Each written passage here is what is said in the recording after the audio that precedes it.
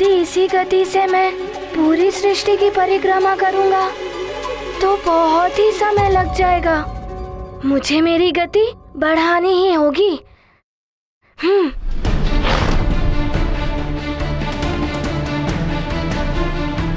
ओह, ये जल तो छलकने को है। मुझे मेरी गति कम करनी होगी।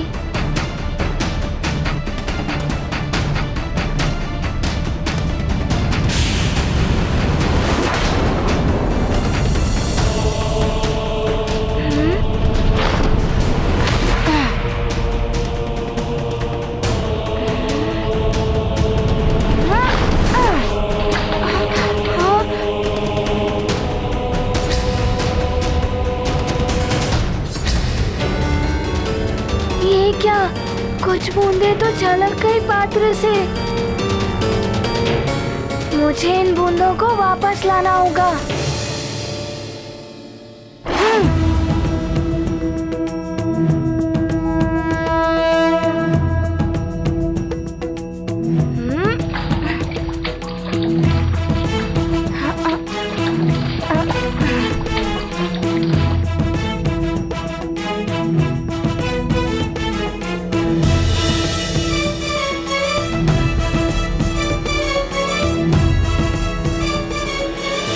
तो बड़ा ही कठिन कार्य है। माँ ने जो मोती पिरोने वाला कार्य दिया था उससे भी कठिन है। गुरुदेव ने तो बड़ा ही चुनौतीपूर्ण कार्य मुझे सौंप दिया।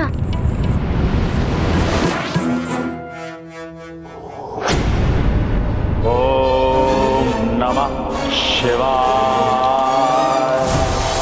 ओम नमः शिवाय।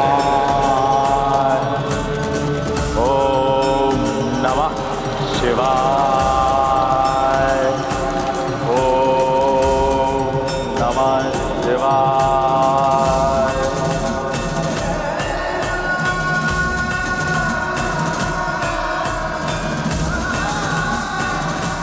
दशानन लंकेश को कालनेमी का प्रणाम।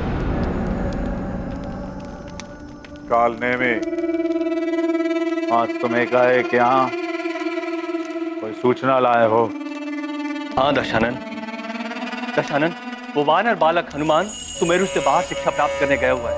इससे सूर्यदेव स्वयं उसे शिक्षा प्रदान करेंगे। ओह, तो वानर शिक्षा ग्रहण करने के लिए श्रेष्ठतम केंद्र में गया है।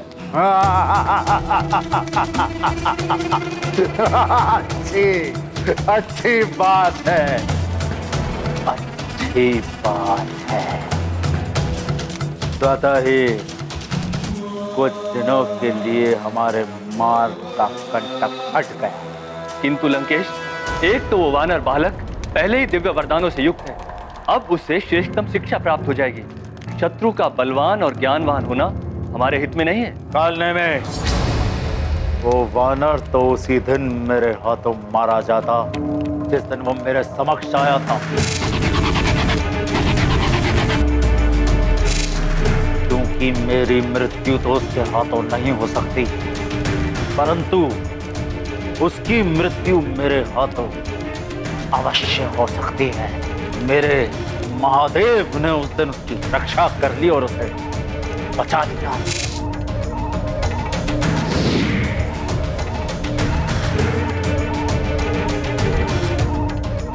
उसके ज्ञान प्राप्त करने और शिक्षा ग्रहण करने से हमें कोई संकट नहीं है। कालने में हमारा केवल एक ही शत्रु है, नर रूपी नारायण। वो तुच्छ वानर बालक हनुमान नहीं। रुक जाओ वज्रासुर।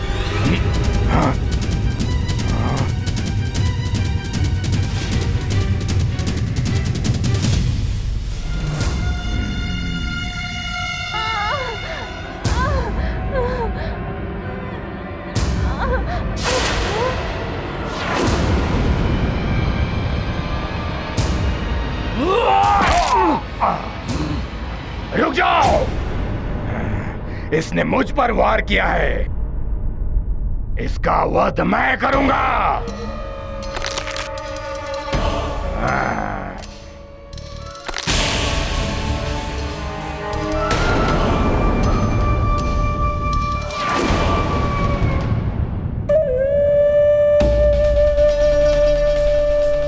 वज्रासुर हूं मैं। तुझ जैसे तुच्छ वानर मेरा कुछ अहित नहीं कर सकता।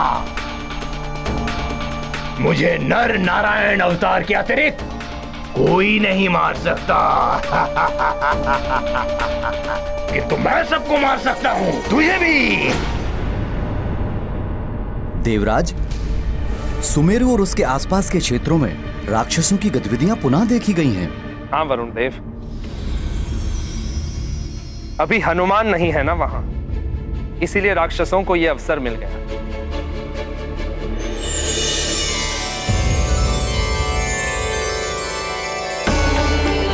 प्रणाम देवराजे।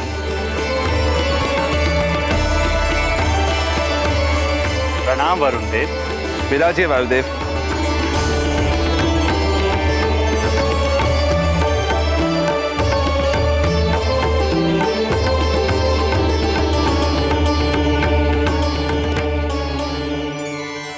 क्या हुआ वायुदेव, आज आप बहुत ही प्रसन्न मुद्रा में दिख रहे हैं। प्रतीत होता है कि कोई शुभ समाचार लाएं। समाचार ही प्रसन्नता का है देवराज। हनुमान परीक्षा में सफल हुआ है। सूर्यदेव ने उसे अपना शिष्य स्वीकार कर लिया है। सूर्यदेव का शिष्य बनना ब्रह्मांड के सबसे कठिन कार्यों में से एक है। हम देवताओं के पुत्र भी असफल हो जाते हैं इसमें। मेरा पुत्र गौ भी असफल हो गया था सूर्यदेव की परीक्षा में। तुम मुझे अपना गुरु क्यों बनाना चाहते हो? वो इसीलिए सूर्यदेव, क्योंकि एक तो मैं आपके सहायक का पुत्र हूँ और दूसरा कि आपसे शिक्षा पाना मेरे लिए गर्व की बात है। पुत्र, शिष्य को भी इस योग्य होना चाहिए कि गुरुदेव के लिए भी गर्व की बात हो। किंतु हनुमान ने यह अद्भुत कार्य कर दिखाया है वरुण देव।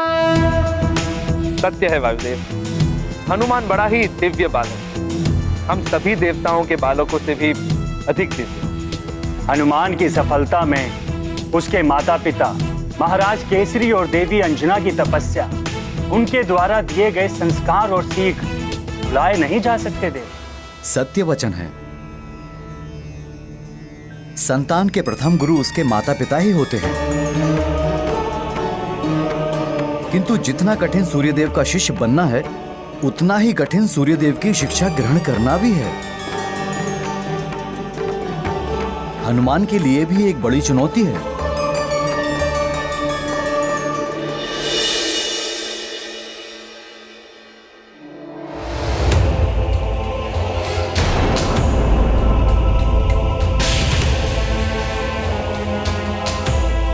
इस जल से भरे पात्र को लेकर तुम्हें संपूर्ण सृष्टि की परिक्रमा करनी है, और ये स्मरण रहे कि परिक्रमा लगाते हुए तुम्हें मार्ग में जितने भी उल्का पिंड मिले, तुम्हें उनकी गणना करनी है।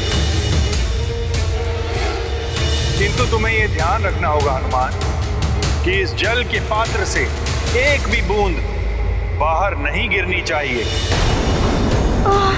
इतने सारे उल्कापिंड, ये सब तीव्र गति से मेरी ओर ही आ रहे हैं। इनकी गणना करना तो दूर, मैं इनसे बच भी नहीं पाऊंगा। क्या करूं? गति बढ़ाता हूं तो जल छलक जाता है। नारायण नारायण। प्रणाम देवर्षि। कल्याणमस्तु। हनुमान, तुम चाहो तो मैं तुम्हारी कुछ सहायता कर दूं। नारायण नारायण। मेरी सहायता? आप मेरी सहायता कैसे करेंगे? तुम तो बस जल के पात्र पर ही ध्यान केंद्रित रखो। उल्का पिंडों की गिनती मैं कर दूंगा तुम्हारे लिए। अच्छा।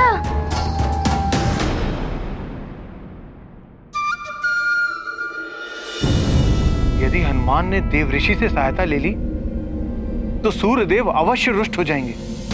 हो सकता है वो हनुमान को शिक्षा देने से मना कर दे। ऐसे में तो हनुमान की शिक्षा अपूर्ण रह जाएगी। ये महर्षि नारद अब कौन सी परीक्षा लेने पहुंच गए हनुमान की?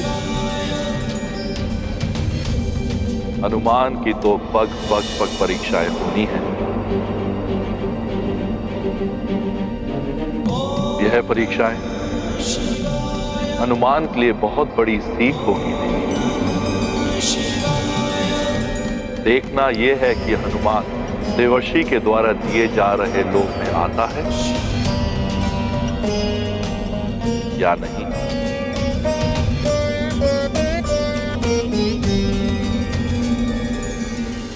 तुम ये भी कर सकते हो कि तुम तीव्रता से आगे बढ़ते हुए उल्काओं की गणना करो। यदि पात्र से जल छलका तो मैं अपने कमंडल के जल से इसे पुनः भर दूंगा।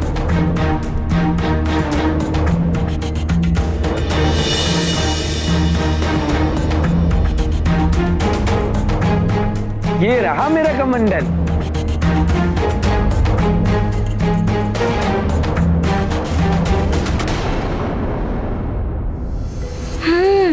देवर्षि कह तो उचित ही रहे हैं। इनकी सहायता से मेरा कार्य सरल तो हो जाएगा और शीघ्रता से पूर्ण भी हो जाएगा।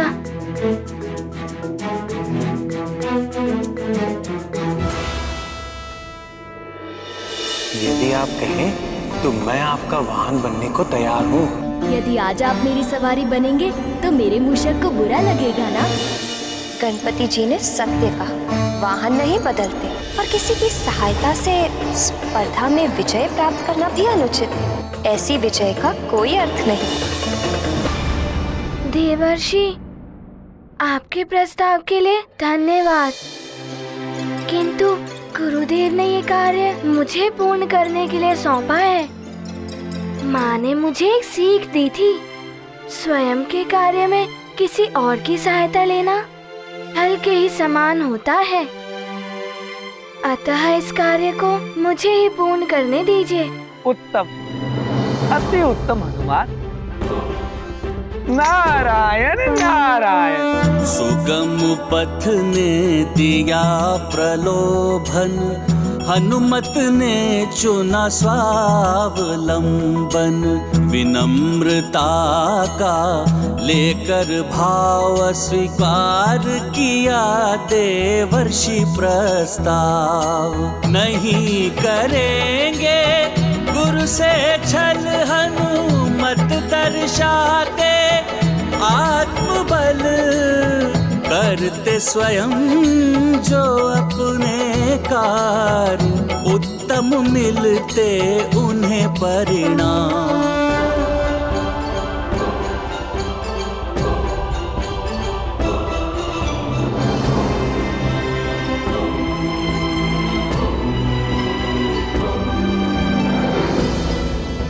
मुझे अविलंब ये कार्य समाप्त करके लौटना होगा, जिससे कि मैं 7 दिनों की सीमित अवधि में ही अपनी शिक्षा पूर्ण कर सकूं। हनुमान, तुम्हें बहुत बहुत आशीर्वाद। तुमने सहायता लेने से मना करके ये सिद्ध कर दिया कि तुम सूर्यदेव जैसे महान गुरु से शिक्षा पाने के लिए सर्वथा योग्य शिष्य हो।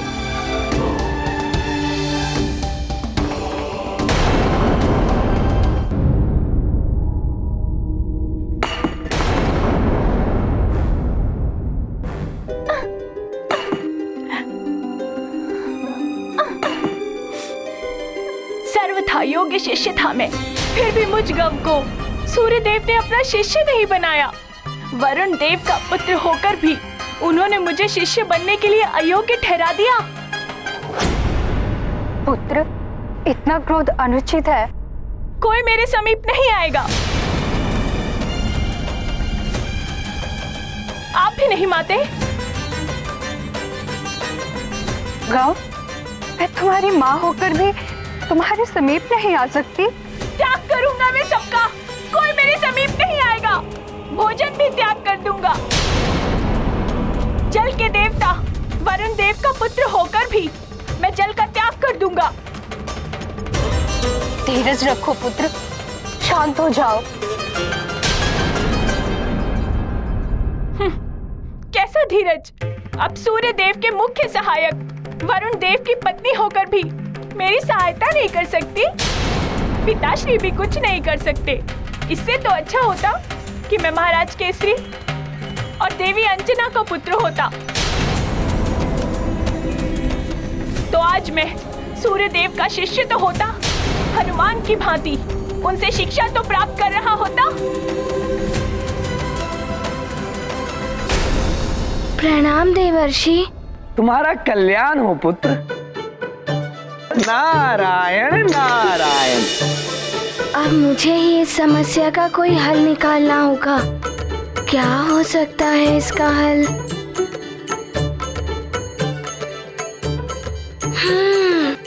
एक उपाय है।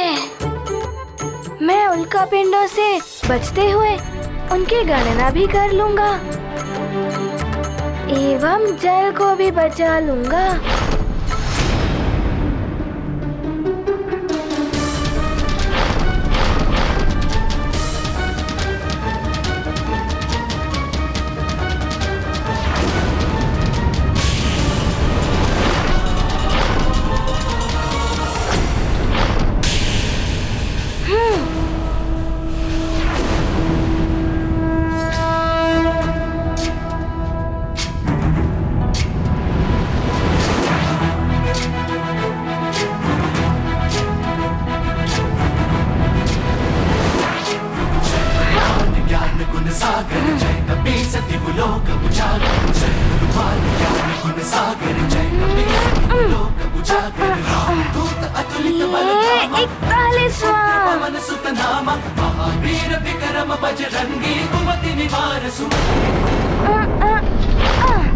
ये 42वां उल्का पिंड। ये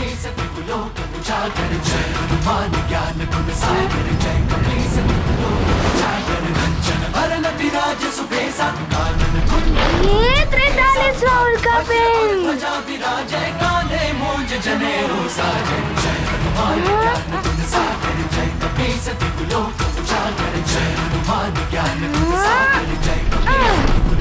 ये 44वां।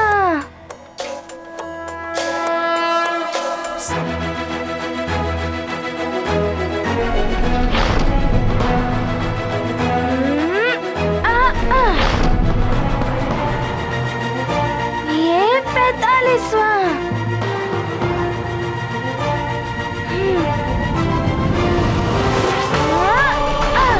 ये 46वां।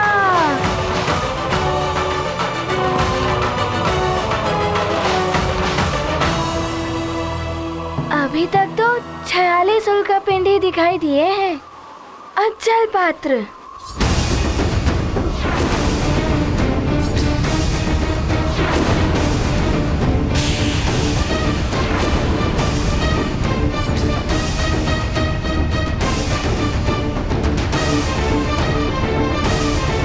ये 47वां उल्का पिंड तो जल पात्र की ओर बढ़ रहा है।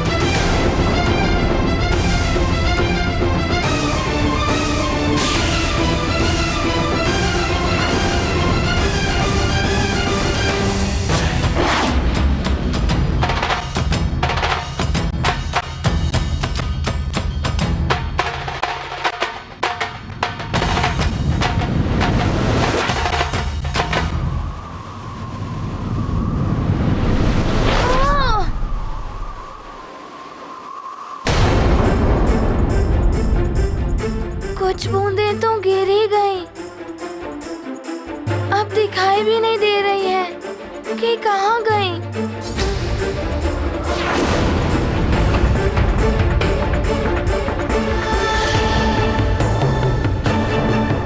मैं तो असफल हुआ इस कार्य में। अब क्या होगा? गुरुदेव को सब स्पष्ट बता देना उचित ही होगा।